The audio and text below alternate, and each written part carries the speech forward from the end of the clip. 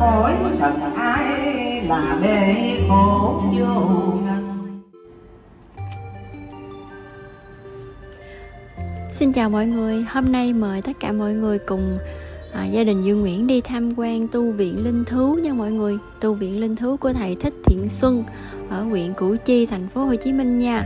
Thì hôm nay cũng gần tới rằm tháng 4 rồi, mình cùng gia đình đi tham quan tu viện Linh Thú, mời cả nhà cùng đi xem nha. Đây là cái đường Nguyễn Thị Nê nha mọi người, mình sẽ quẹo vào hẻm 307/4 Nguyễn Thị Nê nha, phường xã Phú Hòa Đông, huyện Củ Chi. Thì đây là mình sẽ đi vào bên trong hẻm 307 Nguyễn Thị Nê nha mọi người.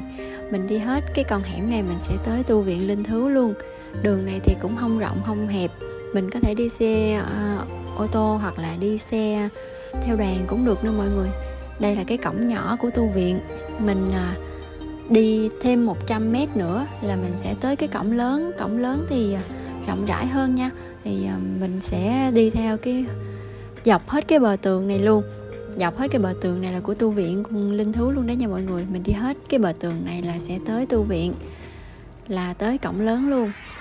Đây là mình đã tới tu viện Linh Thú rồi mọi người. Trong sân rất là rộng nha, cho nên là mình để xe thoải mái luôn, không có giữ xe giữ gì hết mọi người, tìm chỗ đậu xe thôi.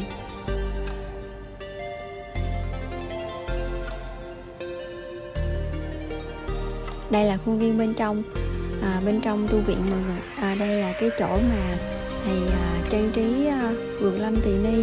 Là tại vì hôm nay mình đi cũng gần tới lễ Phật đản á mọi người, cho nên hầu hết các chùa đều có trang trí cái vườn Lâm Tỳ Ni.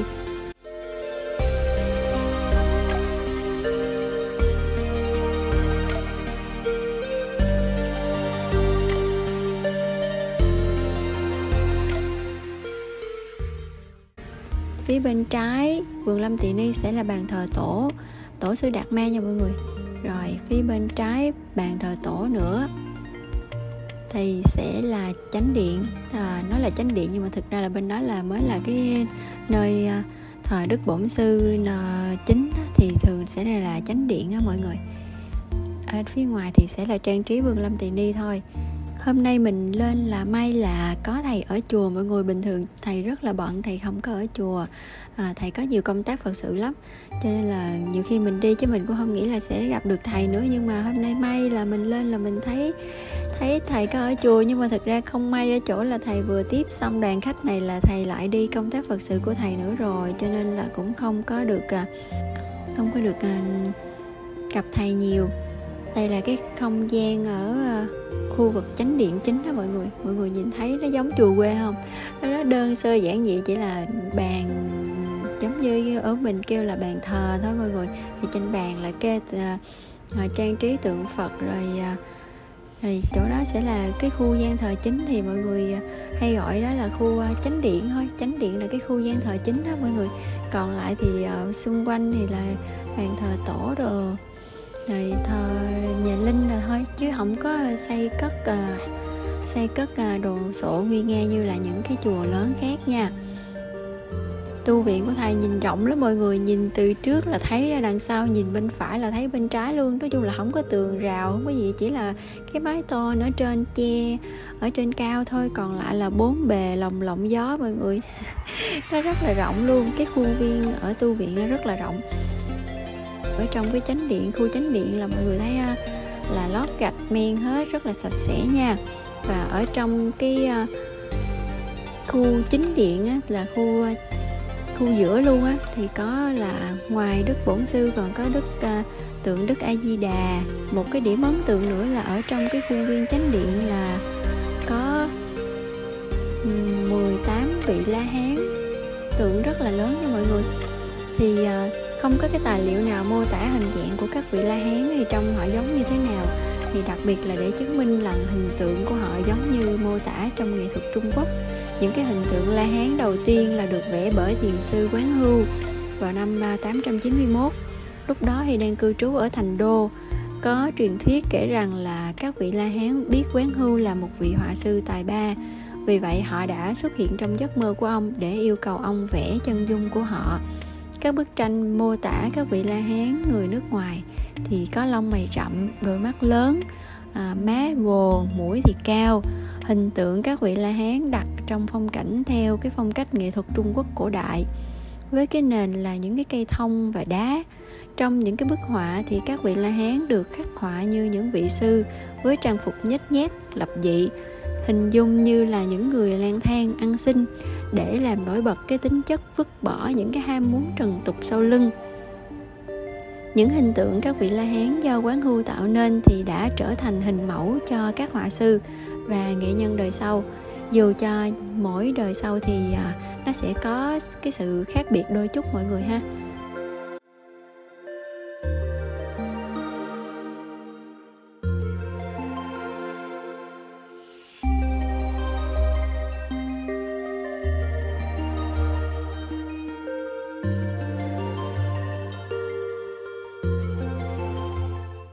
Ở phía ngoài sân chùa thì ta sẽ thấy là có hai nơi thờ tượng Quan Âm Bồ Tát rất là lớn ha. Mỗi tượng sẽ ở mỗi bên.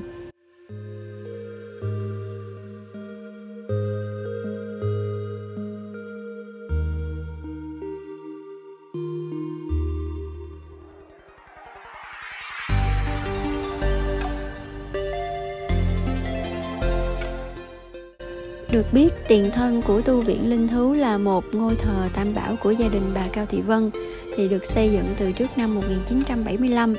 Trên phần đất có diện tích là trên 1.000 m², do bà phát tâm hiến cúng cho người cháu họ của mình là Đại Đức Thích Thiện Xuân, thì từ năm 2009. Phần đất này và các phần đất còn lại thì tổng cộng là trên 13.000 m² là thuộc tu viện Linh Thú luôn nha mọi người.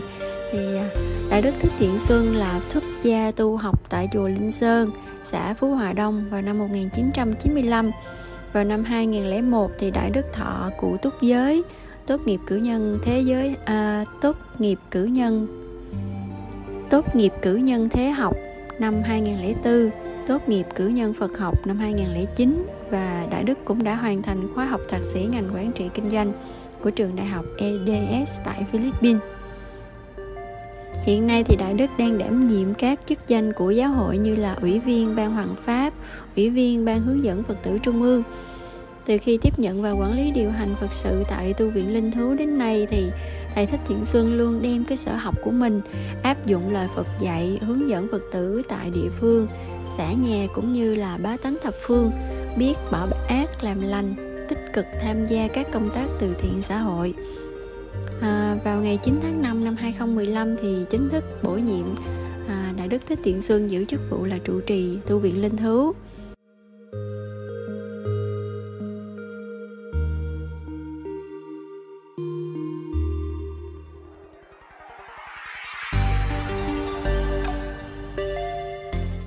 Cảnh vật nơi cửa thiền vừa có chút thơ mộng, vừa thanh bình, vừa ngập tràn hương vị thiền và rất đổi bình yên, tạo nên một cái năng lượng an lành tích cực. Khi mà ta tập nhìn đời và cuộc sống bằng ánh mắt đầy năng lượng tích cực và từ bi, sẽ giúp cho tâm hồn thêm tĩnh tại, an nhiên. Tập nhìn sự việc bằng tâm chánh niệm để buông xả những điều cần buông xả mà Đức Phật đã dạy, và đoạn trừ những điều cần đoạn trừ, để được thanh tịnh từ thân đến tâm. Ở đời nếu không muốn mình khổ thì đừng ôm cái khổ vào lòng, không muốn đau thì đừng chạm vào vết thương để xem nó ra làm sao. Chỉ cần đặt phiền muộn, mệt mỏi xuống là được an nhiên, bình yên tức khắc. Đừng tự trói chặt bản thân vào những rối rắm, ngộ nhận là khổ đau luôn bám víu ta.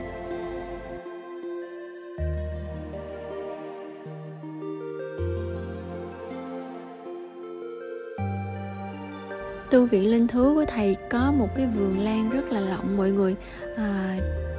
Vườn trồng thì rất là nhiều loại hoa cỏ, nhưng mà mình thấy ấn tượng đó là rất là nhiều lan.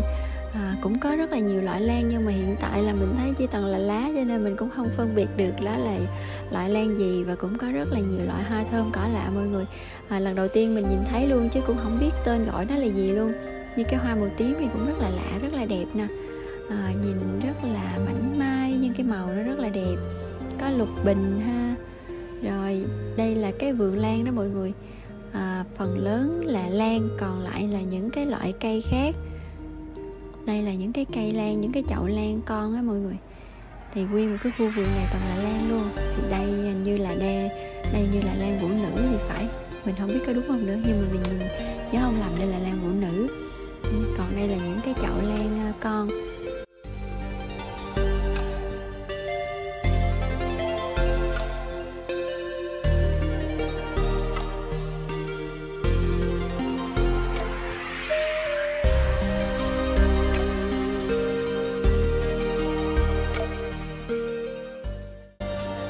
Khuôn viên chùa rất là rộng mọi người. Ở tu viện Linh Thú thì cũng có thường xuyên tổ chức những cái khóa tu, cho nên là nếu mọi người có quan tâm thì mình có thể theo dõi thêm thông tin về những cái khóa tu để mà mình tu tập nha. Cảm ơn mọi người đã xem video. Chúc mọi người có một ngày thật là an lành, hạnh phúc. Nhớ cho Dương Nguyễn Family một like và một lượt subscribe, đăng ký kênh để theo dõi những video mới nhất của Dương Nguyễn Family nha. Cảm ơn tất cả mọi người.